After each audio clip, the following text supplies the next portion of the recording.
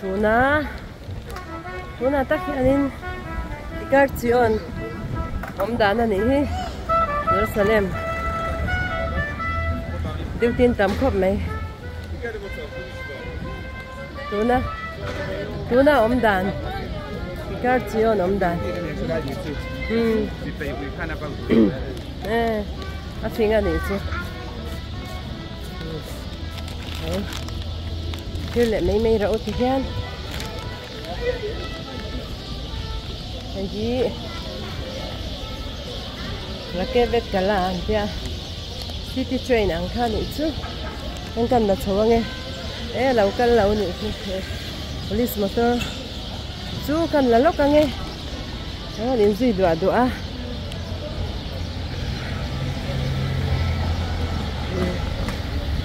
Đi hiên trẻ em mi quý nghe mi quý lao thông lầu rét này nha cắn liền thầy phạ nè mai điều tiền trẻ em vàng mi quý nha nè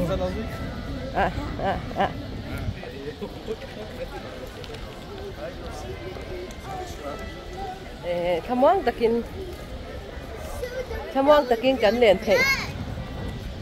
liền thầy phạ anh hiền thì lại chú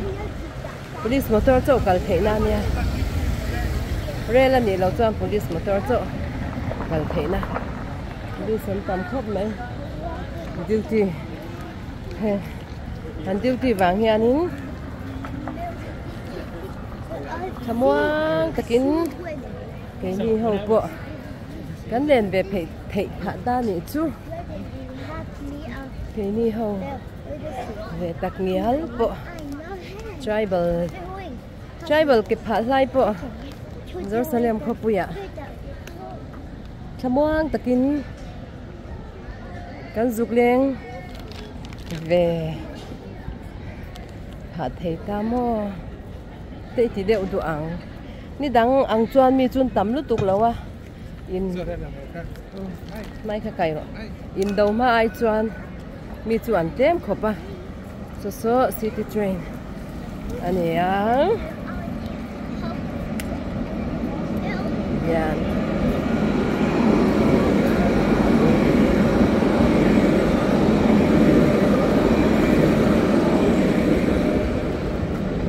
kamuan khak